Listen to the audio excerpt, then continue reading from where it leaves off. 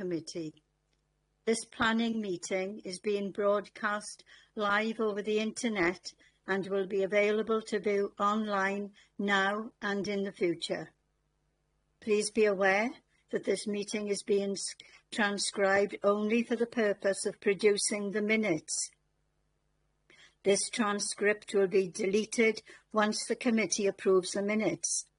The transcript should not be downloaded by anyone other than Democratic Services. We welcome the use of the Welsh language at meetings. I have had no request for people to speak Welsh today, so this meeting will be conducted in English only. Those attending in the chamber, please be aware that we are all on camera and you may be visible on screen when people around you are speaking. And please remember to speak clearly into your microphones. Committee members participating remotely, can you please refrain from using the chat function and instead use the raised hand icon to indicate when you want to speak. And please remember to keep your microphone muted when you are not talking. May I remind members, as per statutory guidance made under Section 4 of the Local Government Wales Measure 2011 and our formally adopted hybrid meeting policy, any member attending a meeting remotely must be able to be seen and heard by the members and officers who are attending the meeting, as well as by members of the public viewing the meeting. So can I ask you all, please, use your cameras for the duration of the meeting? Thank you. Moving on to the agenda. Agenda item 1, attendance and apologies. Rachel, do we have any apologies? Yes, Chair, I've received apologies from Councillor Stuart Ashley. Thank you, Rachel. Agenda item 2, declarations of interest. Rachel, could you please ask members in alphabetical order to state whether they have any interest to declare? Yes, can I start with Councillor Evans? None that I'm aware of, thank you. Councillor Gordon? Nothing from me. Councillor Haller? I have a personal but non-prejudicial interest for the items that Pontypool Community Council have been consulted on as a member. Thank you. Councillor Gaynor James? Yeah, item 5 and 6 for Pontypool Community Council. Thank you. Councillor John James? Again, Pontypool Community Council for items 5 and 6. Thanks. Councillor Janet Jones? None that I'm aware of, Rachel. Councillor Mark Jones? None from me, thanks. Councillor Norma Parish? Nothing to declare. Councillor Slade? Yes, I made favourable comments on the pre-application consultation for item 4, so I will leave the meeting while that item is being discussed, but no further interest in the other agenda items. No problem, thank you. Councillor Tew? No, nothing from me, thanks. Thanks, that's all. Thank you, Rachel. We move on to agenda item 3, minutes of the Planning Committee from the 11th of February 2026. Members, could you possibly state whether you have anything to raise in relation to the minutes? If not, I will take them as approved. I can't see any hands up, so we'll take them as approved. Thank you. Right, we move on to agenda 4, which is Councillor Slade, you want to leave the meeting now? Or yes? Thank you.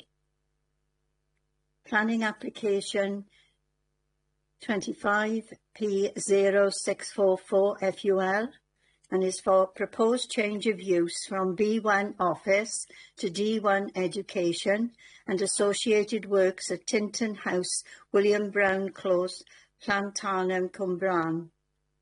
Can I ask Justin Jones, Team Leader Planning Applications, to present the report?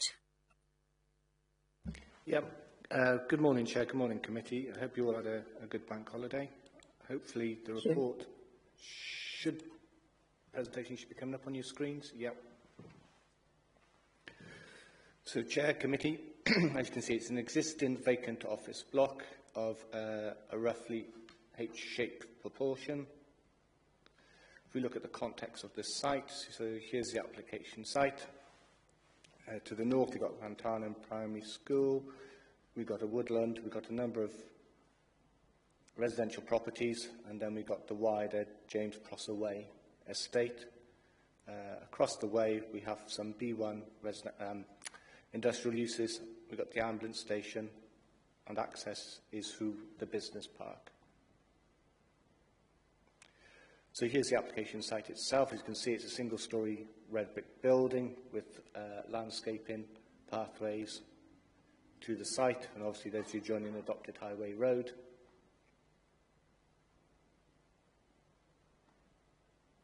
So this is the access to the site. As you can see, pretty much a standard design. Here's a wider view of the site.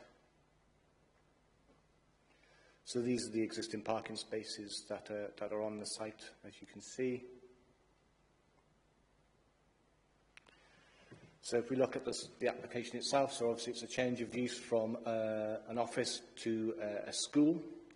As part of that school, it's based on a faith school, but it's not a Catholic or Church of Wales school. It has a Christian basis, but it isn't a faith school as such. The pupils will be bussed in, and the 14 minibuses, which will be parked along here. There is additional parking spaces for the staff and visitors to the site. And as we saw on the previous pictures, those parking spaces already exist, and yet access already exists to the site as well. As part of the scheme, we have a play area, a mugger, as you can see, and then within the existing woodland, there will be trails and a play area for the senior people. One of the points I want members to note, which we didn't explicitly go through in the committee report itself, but I think it's something important that members need to look at, is that we've talked about the distance between the residential property and the mugger. We've talked about 30 metres, which is correct. But I think members also need to consider the pathways and this play area, which is obviously closer. But the critical point, Chair Committee, is that the existing woodland will remain and these pathways will be there. But as you know, with children, they do tend to wander, so they may not stay to the pathways, but they may go into the woodlands, which would be obviously be closer to the residential properties. But again, as the report highlights, the site will be enclosed with a mesh fencing. So if we look at the alterations to the building, as you can see, they're very minor, but there's new doors, windows. This is the fencing that will go around, which will obviously screen the site from the surrounding area.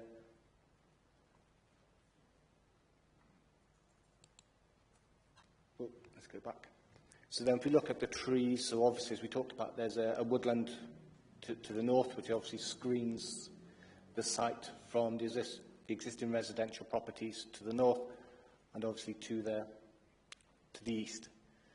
You'll note there's a significant number of ash trees within the woodland, and there's a group rating of the trees there, which would be, those trees remain, but obviously going through them will be the pathways as we've seen. And then within the opening around here is where the new playground will go. It will result in the loss of these 3 ash trees, but as you can see on this screen, they're rated C. So that means, as a result, their longevity is reduced, which is why their categorisation is lower. As members will know, it is keen to make sure that we keep category A's and B's trees, which are obviously the oak here and the lime here. So those trees are removed. But I think what is important, Chair and Committee, is what is being proposed in its place. Again, the picture isn't particularly great, which I apologise for, but I think you can make out that this is the play area, We've reinforced the existing forest with additional understory hedgerows which go along here and around the site.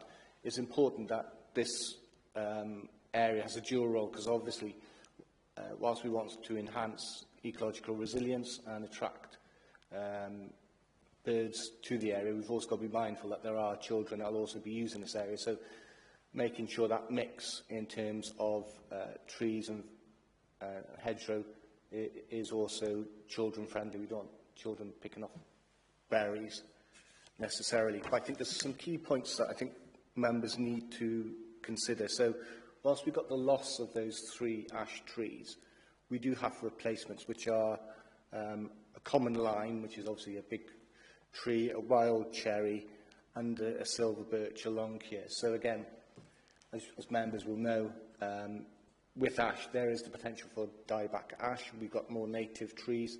So in terms of the long-term ecological resilience, it's considered this is better. Sitting alongside this plan, I think, Chair, is also worth remembering that there is a management plan that looks at years 1, 2, 3, 4 and 5. And that initial period of bedding in is important for these hedgerows which are going along here, the new trees. We have new trees going in here, such as a Himalayan birch, which is quite a resilient type of tree. And then we've got acers that, again, will sit comfortably within car parking areas. And again, this woodland area trees here are retained and enhanced with existing hedgerows, which again creates that connectivity to the wider area. Again, I think it's also important to note that the existing woodland and that relationship buffer with the residential property to the east is also maintained. So this looks at it in a bit more easier to read, I think, Chair. So obviously you can see the green space and you can see how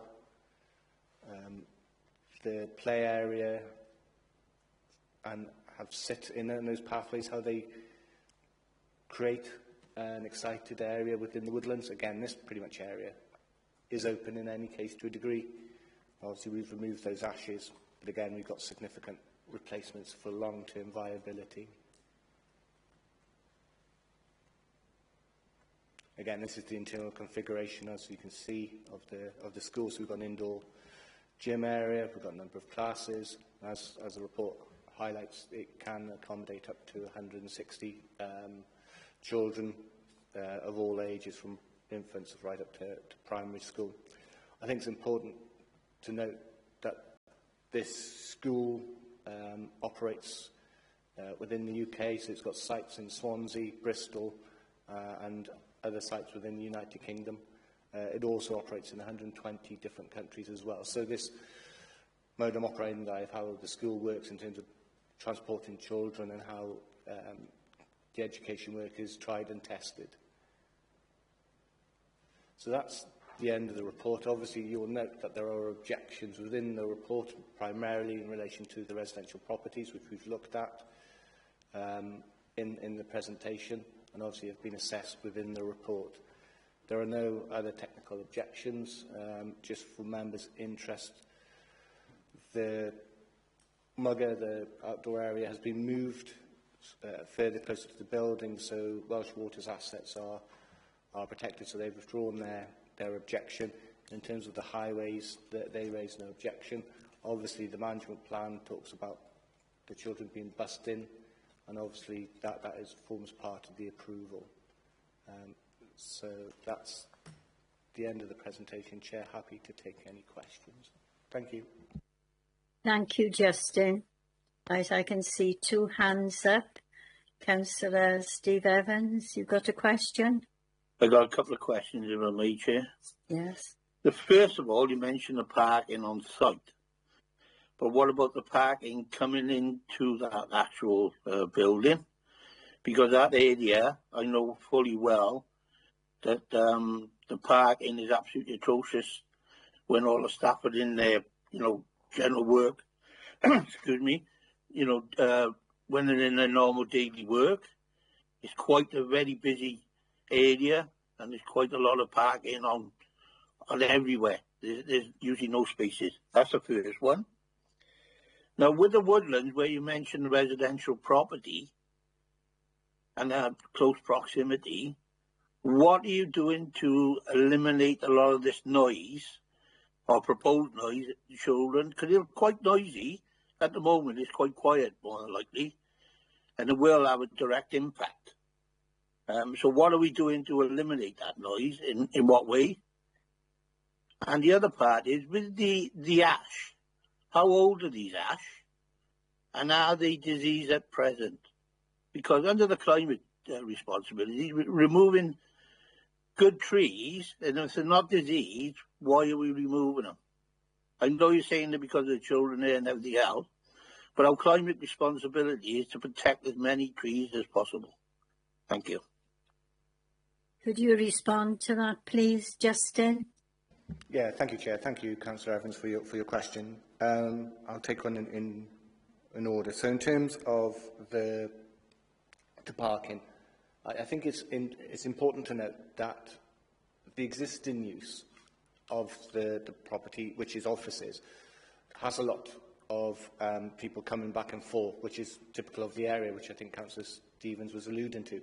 I think the critical thing with this, Chair, is that the pupils will be bussed in, so the only people going to the site will be the staff.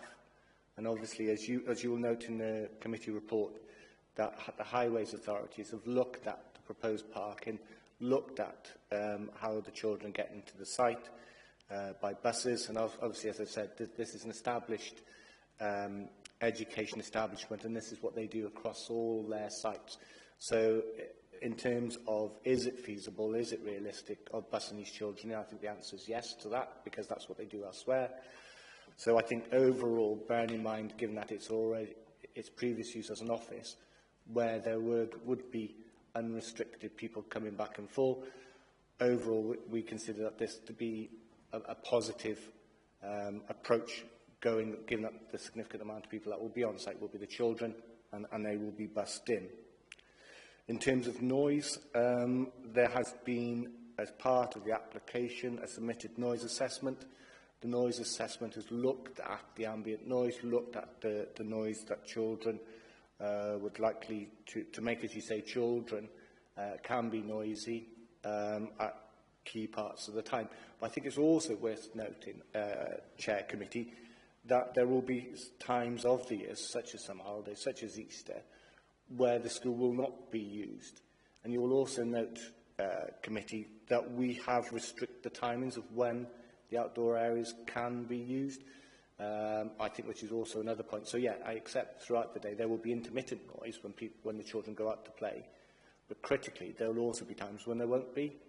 And don't forget, office workers, they themselves also make noise as they cut to and fro in from their cars, chatting after work, chatting before work.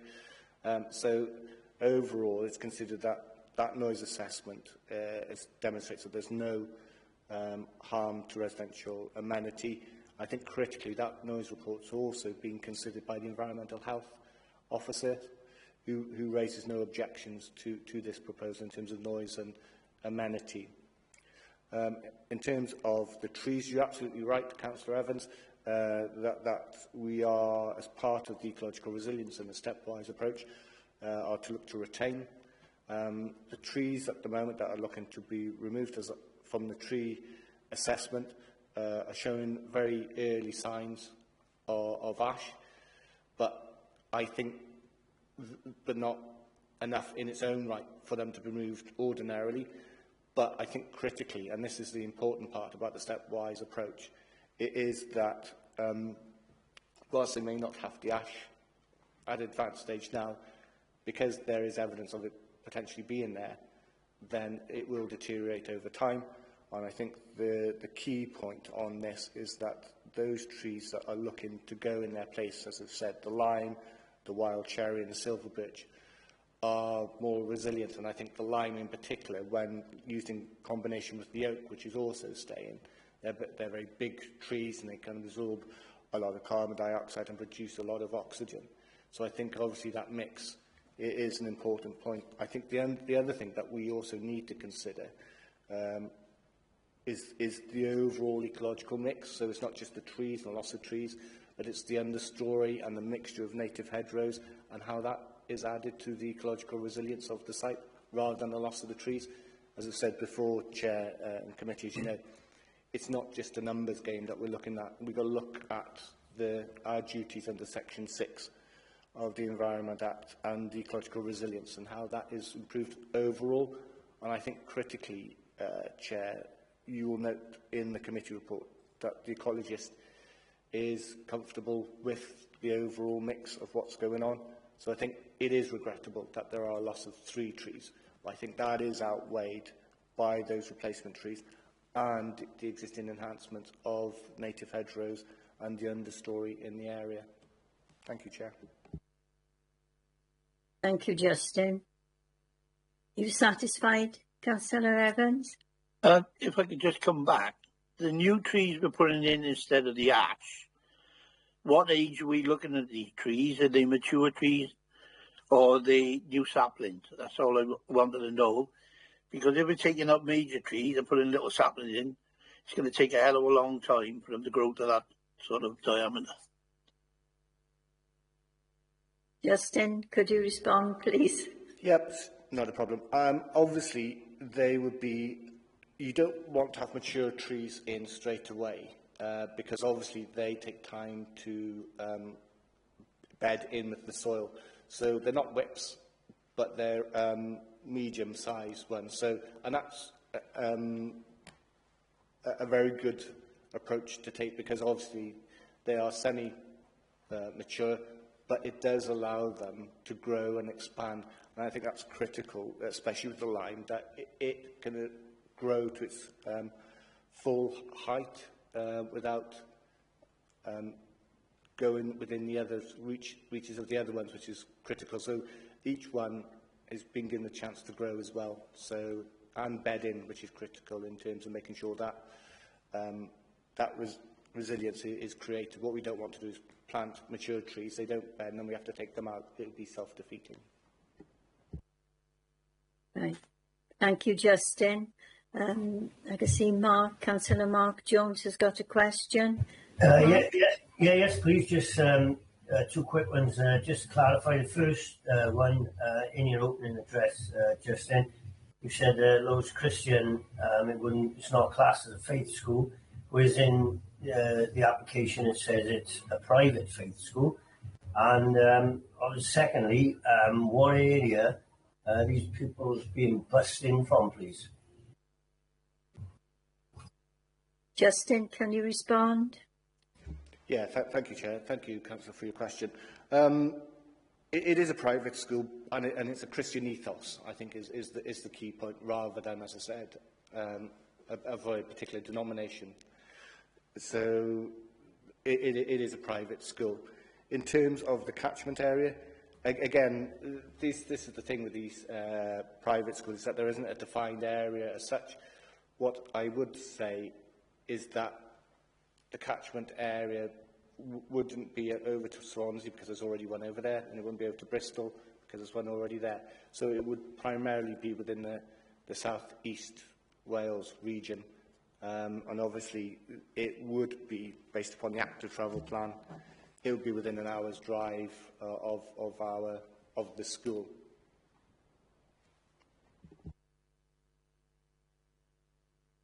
Okay, thank you. Thank you. We move on now. Councillor Janet Jones. Thank you, Chair. Well, Mark asked 2 questions that I was going to raise, but I've got a 3rd question. Security of this area. We know children wander, as Justin said. Are you satisfied that the fencing around the area will provide adequate security for these children of various ages?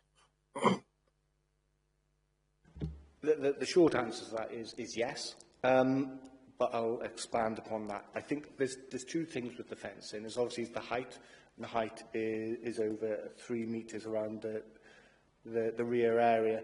And I think the other point that we need to consider, especially within the woodland, is that will be for more of the older children. But again, within there, as you know, committee, there will be adult supervision at the appropriate ratio to make sure that children don't go wandering. So they will be kept in, and the fencing is similar to what we would have on our own school establishment. So we're satisfied with that, and obviously, as I said, the children won't be out there on their own, and within the woodland there will be teachers and adult supervision to make sure that they're safe, more so given that there are trees, and as you know, children tend to want to go climbing, which isn't always necessarily very good for the schools. So I'm confident that the enclosure, the hedgerows as well, will also act as a deterrent, that will be in front of the fencing, so the ability to just be able to go and climb up the fence is also removed, which is another important thing.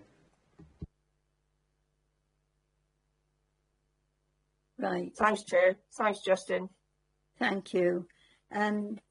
Niall, could you tell me if the members in the chamber want to ask a question? No questions in the chamber, Chair. They don't. Thank you, Niall. Right. So I'll ask now for a member to move a proposal. I'll move it. On condition, yeah. Thank you. Is there a seconder? I'll second it, Chair. Thank you. Right. Rachel, could you please ask members in alphabetical order to state whether they are for, against, or are abstaining? Yes, starting with Councillor Evans. For. Councillor Gordon. For. Councillor Haller. For. Councillor Gaynor James. For. Councillor John James. For. Councillor Janet Jones. For. Councillor Mark Jones. Against. Councillor Parish. For. Councillor Tew. Against. Thank you. Right. We've got 7 for, 2 against. So this application has been approved with conditions. Thank you. Right. We just need to call Councillor Slade back in, Chair. Just yes, I was just going to say. You. Can you let me know when he's in, or perhaps I'll see him?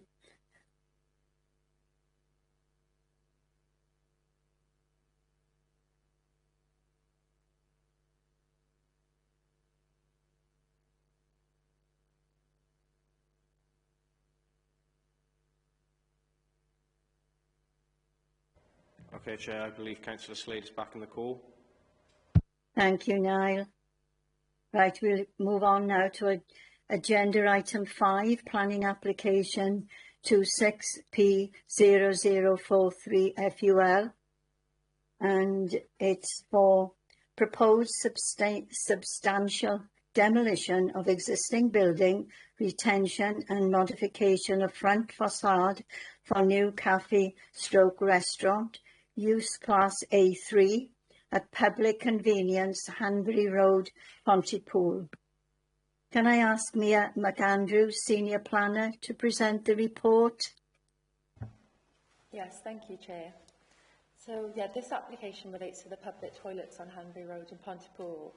It forms part of the Levelling Up scheme, which got funding to develop schemes around Pontypool Town Centre. You may be familiar with this scheme. It's a similar one has been to committee a few times before. So this application is seeking permission for the substantial demolition of the public toilet building and then rebuilding it to provide a cafe restaurant. So you can see the site here outlined in red. It's the building here, and to the north we've got the listed War Memorial Gates and Library and the Civic Centre opposite and the St James's Church too. It fronts Hanbury Road, but it's got another lower ground, and that is in the Italian Gardens. And Pontypool Park is across the river, and that's the registered park. The Italian Gardens don't form part of the registered park, but they are within its setting. Here is the application site. You can see this is the front of the building on Hanbury Road. It is listed as an important building in the conservation area. and then you can see on the bottom left the site from the rear when you're looking at it in the Italian Gardens, and on the right then is showing these steps down to the Italian Gardens, which are to the rear of the building. So as I mentioned, this scheme has been brought to the committee before, but just in different versions. So this was the first one back in 2023.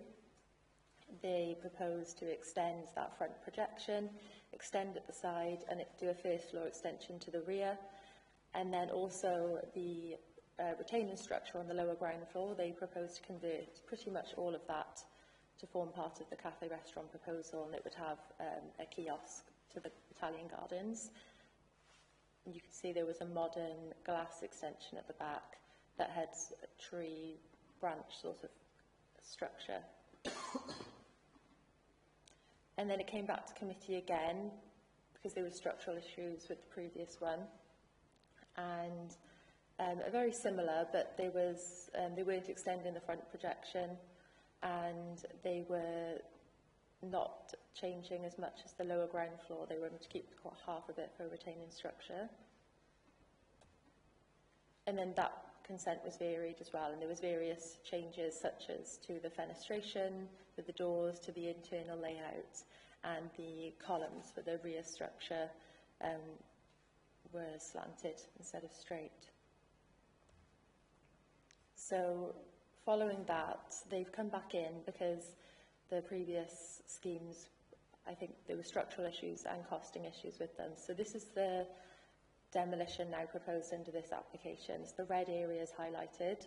It is considered substantial demolition, which is why there is another application that's been submitted for conservation area consent, but because it's a council-owned building and that is a council application, that conservation area consent is being considered by Welsh ministers rather than us. So you can see the red areas highlighted. You can see they're keeping the left side, which is connected to the War Memorial Gate walls, and the front projection here, and the surrounds of the front entrances, and most of the bottom lower ground floor structure. You can see it from the side here as well, and the floor plans. This is the proposal following the demolition. So you can see that the roof height and the eaves would be higher, and but largely the rebuild would have a very similar appearance to what is there now in terms of the hipped roof with the render finish, with the render panelling features and plinth, with the pillars being kept where the previous entrances were, and also the public toilets will be kept in that. Obviously the public toilets will be replaced for the cafe restaurant, but 2 would be retained and put in that front projection here. And also the glass block windows that would have been removed would be reused in the building too. And then to the rear, it does look different in terms of the materials used and the form, but it is still a canopy modern extension to the rear, and they've kept its scale to a minimum. So instead of being entirely glass, it would just have full height glass windows the whole way around, and then there would be a dark cladding to it. And then underneath, they're not converting that retaining structure on the lower ground floor. They need it to retain the upper floor. So now they're just proposing a small kiosk building in the Undercroft. Here's the proposed site plan. So the building here, you can see the kiosk at the rear with a new terrace, and you can see its relationship with the surrounding Italian Gardens. They would be integrating it into the pathways, and you can see it in a bit more detail here. There would be a small retaining wall to support, because there's a change in the levels, to support the terrace, and then the end of the steps to the north of the building would be altered and integrated into the scheme, and there would be some large sloping steps down into the pathway as well, which you can see a bit more in detail in here. There's an elevation drawing of the small retaining wall and the terrace, and how the steps would come around to be an attractive feature. Here is the proposed ground floor, so you can see there's the entrance from Hanbury Road, largely similar to before in the way that it just goes straight through to a cafe restaurant to the rear, which would overlook the Italian gardens and have the big windows. This would largely be, for staff and storage and cooking. And then there's a bin store here that would be in the side extension that would have direct access to the street, and a section of the wall along Hanbury Road would be removed to give access to that. You could see the accessible toilets that would be provided here along with the cleaner's store, and then there would be a separate entrance for a switch room. And here is the roof plan. So you can see they'd be keeping the hipped roof so that from the street it would have the same appearance, but they would be framing it and cutting it off, and it would be used to hide plant. And then there would be solar panels installed on the flat roof of the rear extension.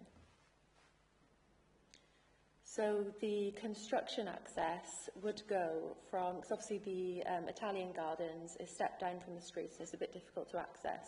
So they're proposing that they'd go from the south of the site up and roughly follow the path of the Italian gardens round to the rear, and then have the construction area to the rear of the building. It would mean that they'd have to remove the pond and some grass areas, which is obviously a shame, and we propose a condition to make sure that the Italian gardens is restored properly, including the pond. And you can see on this plan as well that T6 and T7 are highlighted to the rear and the side of the public convenience building. These trees have already been removed following the previous permissions, and there is a condition requiring details of their replacement. And all the other trees on site would be retained, but for the course of the construction, we're also applying a condition that requires details of how they'd be suitably protected. So in conclusion, I'd recommend approving this scheme, given that the precedent set by the previous permissions is considered that it would have a minor impact on surrounding historic features such as the listed structures and the Italian gardens, but we think this has been suitably mitigated in the design and is acceptable subject to conditions. Thank you. Thank you, Mia. Right, I can see one hand up for a question. Councillor Steve Evans. Thank you, Chair. What I would like to ask Mia is how much are they keeping of the existing building? And the reason I ask that, because if they're going to demolish it, how are we going to know they're going to demolish it appropriately to save that bit and not end up demolishing it at all? Because I've seen this on previous ones where they've gone to demolish it and then they found something else and demolished the whole lot. So what have we got in place to stop that happening? Mia, could you respond to that, please? Yeah, of course, thank you. So if I go back, I had a demolition plan. So yeah, you can see the extent of the demolition as the red areas highlighted on the floor plans. This is being considered by the applicant's, design and construction team, and this is what they're confident they can achieve, and that's why they've been quite realistic in terms of showing a substantial amount of the building to be demolished. If they were to demolish more of this during the construction, then they'd be in breach of the plan and permission that they've received, and also the conservation area consent that they've received. So we can only consider what's been put in front of us, and then if there is a case that that breach occurs, then we'd have to deal with it at that point. Thank you for that. That's the answer I wanted to hear. Right, thank you. Councillor Janet Jones, you got a question? Thank you, Chair. Maya, what access do we have on there, unless I've missed it, for people disabled on mobility issues? Thank you. Yes, so from to the cafe restaurant, which is just the flat access off Hanbury Road, and there's accessible toilets as well. So that would sort of stay as is in terms of this is perfectly level. And then in terms of the Italian gardens, I mean, the nature of the gardens is they are sloped, and the steps are obviously proposed on the oh, if I can find the plan. The steps are proposed on these sides, but you can see here, it's a bit cut off. There is a slope going up to the terrace. So there's the steps on the one side and there's a slope on the other. So you'd have to go from the south up the ramp on to the terrace. Yeah. Not really great, is it? Would there be handrails as well there? Because obviously not everyone will want to access this from the Hanbury Road into it. Say coming up from the other direction. Is that something we could possibly query, please? Yeah, they are proposing handrails, so you can sort of see it's cut off there, and then there's also a railing then going along the edge of the terrace connected to it. Okay, thanks, Maya. Thanks, Chair. Thank you. Right, Councillor Mark Jones. Hi, Maya. I wonder if you could put that's the one view I'd like to see. This black facade on the front with the glass, is that just for illustration, or is that going to be like a finished colour? That is the colour that they're proposing. Yeah, it's just modern. It's sort of they've taken a modern approach that would be in contrast to the original building, but complementary. I just thought it would blend in a bit better if you had like a graphite grey or whatever, which would be more blend. The bricks just looks, I don't know, just looks spaceshipy, to be honest with you, with the contrast of the black.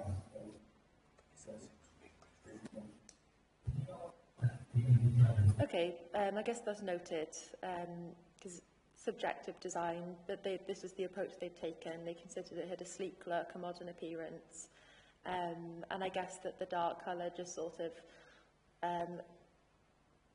gives way to the original character instead of trying to copy it. And then also just to note that on the undercroft, around the kiosk and along that wall of the retaining structure, that's more like a wood finish.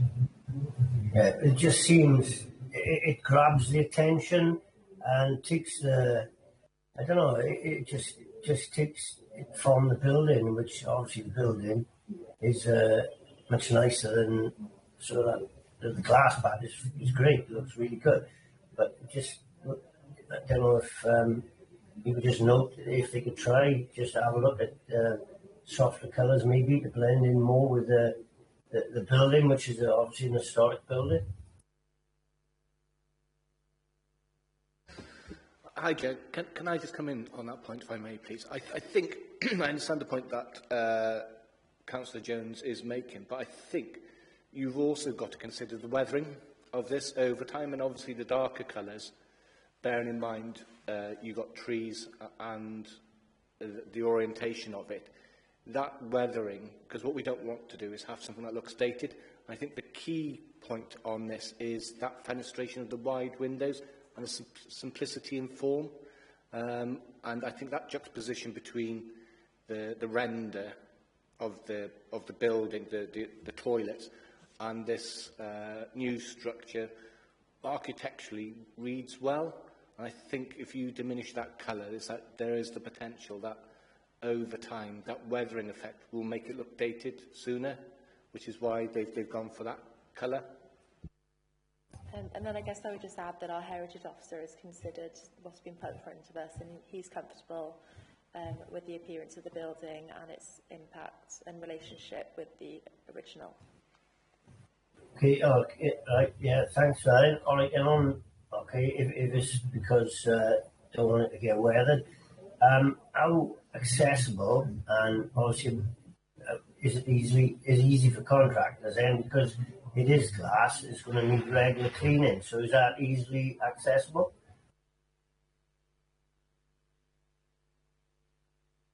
Leah, can you respond, please? Thank you. Yeah, it is just on the upper floor canopy as you see it, so the access would just be from the Italian gardens, so I guess you would clean it in the way that you would clean upper floor windows in any sort of upper floor building. Okay, thank you, Mia. Right, thank you.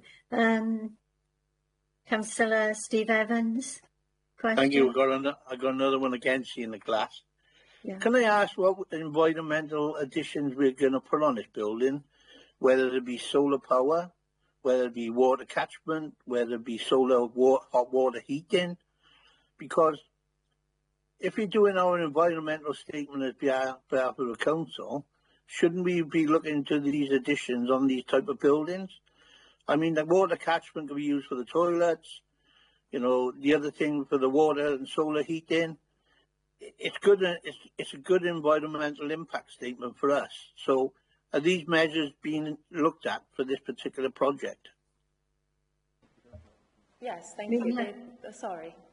No. Thank you, Chair. They are proposing solar panels on the roof of this flat roof extension. What about the water catchment and the water heater? We need to start being more environmentally friendly and looking at these new projects and buildings. I mean, the water catchment. I mean, I'll give you a classic example. One burger joint is using recycling water and everything. Shouldn't we be looking at stuff like this for these type of projects? It is a toilet, you know, and that water would be perfect for that type of thing. Thank you, Chair. If I can come in on that, I think Councillor Evans makes a very good point, and obviously we have done a climate emergency within the authority. Obviously, as you know, this is a council scheme, and obviously Regeneration will consider the points that you've made, Councillor. But I think the other point that we also need to consider is that the building control will also look at grey water and in thermal environmental assessments, which is obviously another key point that this building will do with its rebuilding, is obviously it will meet modern day standards in terms of thermal discharge, so the heating will be less. As Mia has said, we've got solar panels going on the building. Approved document H, which deals with drainage for building regs, looks at the possibility of grey water and recycling. So that can all be looked at through that stage as well, Chair. But I think the key point is that you've raised it. Colleagues in Regeneration can look at that in more technical detail when it comes through to the building controls side. Thank you. Right. Can't see any other hands up.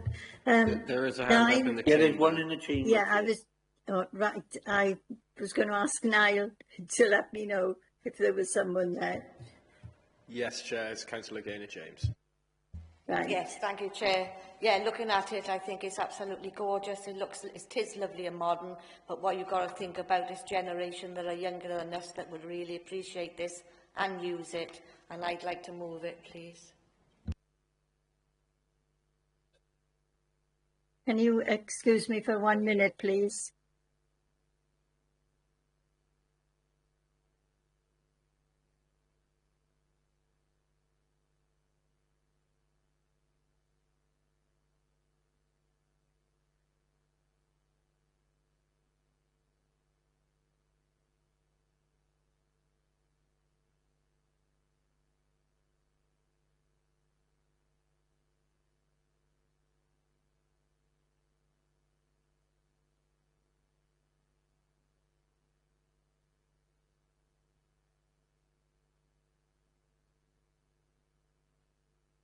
I apologise for that. Right, we'll ask members. Gaynor, you have proposed this, haven't you? That's correct. I will second that. I will second that. Yeah. And is seconded. Thank you. So, Rachel, could you please ask members in alphabetical order to state whether they are for, against or are abstaining? Yes, thank you. Councillor Evans? For. Councillor Gordon? For. Councillor Haller? For. Councillor Gaynor James? For. Councillor John James? For. Councillor Janet Jones? For. Councillor Mark Jones? For. Councillor Parish? For. Councillor Slade? For. Councillor Tew? For. Thank you. Right, that's unanimous. So this application has been approved with conditions. Thank you. Right, we'll move on to agenda item 6, planning application 26P0044 FUL, and its refurbishment works to existing multi-storey car park, including vertical thin cladding, landscape works, internal lighting, EV charging points and PV roof panels. And at the multi-storey car park, Glantorvine Road, Pontypool. Can I ask Mia McAndrews, Senior Planner, to present the report? Yes, thank you, Chair. So this is another application that is part of the Levelling Up Fund scheme in Pontypool. This one seeks to improve the existing car park and for the visitor experience in the hopes that it encourage visitors, particularly in the night time. And so it's for the refurbishment of the car park, and they are going to clad the car park and do external landscaping, lighting and improve the internal layout. So you can see the site here in the red line boundary.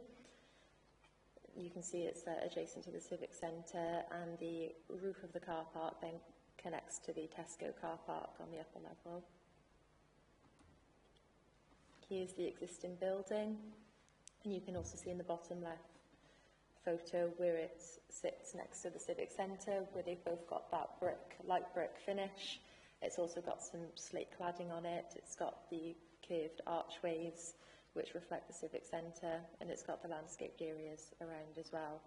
And then it's got a walkway up the side to the Tesco car park. This was the previous permission that came in to committee a few years ago. They proposed to remove that outer masonry but keep the steel structure, reclad it, put on a new roof for solar panels, and replace the stairwell with quite a large extension that would have toilets and a lift and a walkway. And then they came in and brought in a different scheme again, because the previous one was considered too costly and structural issues, I believe.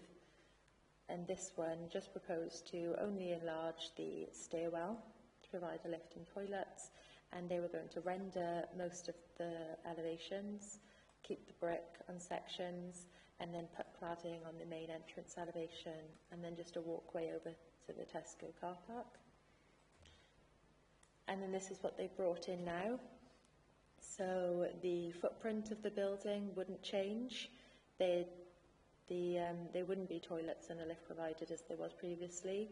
The changes to the stairwell would be adding this cladding to improve its appearance, and then enlarging these openings, and also adding a feature sign.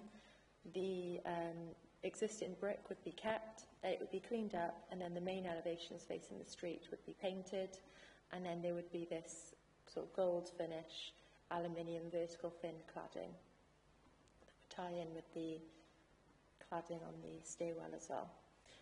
And the pitched roof on the stairwell would be made flat, and solar panels would be installed. You can see the demolition proposed here of the roof, and then where they would enlarge the openings. So here's the proposed car parking plan. As I said, the footprint would stay the same. They just changed the internal arrangements, largely in this area and this area and this area. And it's so that they can provide some EV charging spaces and also disabled bays. So at the moment in the car park, there's 264 spaces, and they're all standard parking bays. This would reduce to 246, but there would be 4 electric vehicle charging bays and 11 disabled parking bays. Here is the proposed solar panels on the flat roof. So the landscaped areas would be kept the same. The trees around the site would be retained. There's a planting plan that would propose attractive planting all around the site. And then for biodiversity, they'd also be installing bird and bat boxes, and there would be a bee post in the landscaped area as well.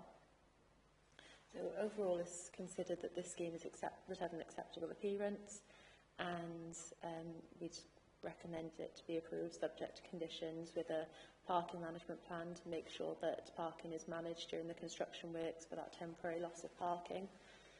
And yeah, thank you. Thank you, Mia. Right. I can see one hand up. Councillor Steve Evans. I'm having an impact today. Just to ask, the question I wanted to ask, is the work ongoing with this one on the relatively the same time as the other one we just discussed, the toilets? Because this could have a severe impact on, you know, a severe impact on the Pontypool, people coming in and out of Pontypool and parking and everything else. Can you respond, Mia? Yes, thanks, Chair. Thanks, Councillor Evans. The details of the construction won't be detailed or agreed until we have that construction environmental management plan. It's difficult for us to control exactly when they time the development. So obviously we put a time limit on the permission, and that's usually as far as it goes. But given that the Levelling Up Funds scheme has a deadline, it's presumed that these are going to be carried out in similar timescales. I think they've only got so much time to get these schemes done to get that funding. So I think we could safely presume that they could be carried out at the same time. And then those construction management plans should, with the consultation of environmental health and highways, try as best as they can to effectively manage that and lessen the impact on the area. Yeah, the reason I asked that, because there was previous works went on in coming into Pontypool towards the Civic, and it was an absolutely catastrophic nightmare for traffic coming in and out of Pontypool. And my fear is this could happen again. So, yeah. Right, thank you. I can see Councillor Mark Jones' hand up. Mark? Yes, sorry, it's me again. Just an observation, which I find a little bit bizarre, that we've gone from the cafe being a really modernised building, nice modern look, and now we've gone this third phase then, or the third planning we've had of this car park. It's gone back to something out of the mid-70s. So do we want modern, or are we going back in time? And obviously, looking at that, there's not a great deal of work going into that compared to the other issues. So are we saving quite a substantial amount of money on just this, well, just the facade and whatever have you? That's all that seems to be on it. Mia, can you respond? Yes, thanks, Chair. Yeah, this application is definitely a lot, more scaled back than the previous ones we've received. As far as I understand, is that the cafe building, it's obviously the costs for that have gone up, and then they've had to sort of alter the scheme overall accordingly. And it was considered that that is, the more important element than the existing car park. I think you would probably be surprised once it's installed that this cladding would have a modern appearance. They've sort of based it on I think one inspiration they looked at was an underground station in London that's recently been developed, and the cladding they used was similar to that. But yeah, it's a lot more scaled back. I do think compared to some of the previous proposals, it's a bit more subtle and a bit more complementary to what's there, which I don't think is a bad thing. I think that this should have an attractive appearance, which would reflect its surroundings. Thank you. Councillor Janet Jones. It's just an observation. I'm afraid on this occasion I share Councillor Mark Jones's thoughts. It doesn't look appealing to me in comparison to what we're doing across the road. I totally share Mark's concerns on this. So maybe it's a comment or a note, but it does nothing, I don't think, for us. all right, just a car park, but I don't like the look of it personally. Right, well, let's hope you like it when it's finished, if it's going to be finished. Right, the corporate diary hand. Yeah, that's Councillor Gaynor James, Chair. Thank you. Go ahead, Gaynor. Yeah, thank you, Chair. Yeah, by looking at it there now, you can't really see how good it is going to be on a photograph like that. But the way it looks today, that is 1,000,000 times better, so I'd like to move it, please. Right. Thank you, Gaynor. Is there a seconder? I'll second it, yeah. Right, it's been seconded. Right. Rachel, could you please ask members in alphabetical order to state whether they are for, against, or are abstaining? Yes, thank you. Councillor Evans? For. Councillor Gordon? For. Councillor Haller? For. Councillor Gaynor James? For. Councillor John James? For. Councillor Janet Jones? For. Councillor Mark Jones? Against that particular version. Okay. Councillor Parish? For. Councillor Slade? For. Councillor Tew? For. Thank you. Right, thank you, Rachel. That's 9 for, 1 against. Is that right? Or is it 10? 1? Well, it's been approved anyway. Yeah, it's 9 for, 1 against. Thank you. 9, yes. Right, thank you. Yeah, this application has been approved with conditions. And that's the end of the meeting today. Oh.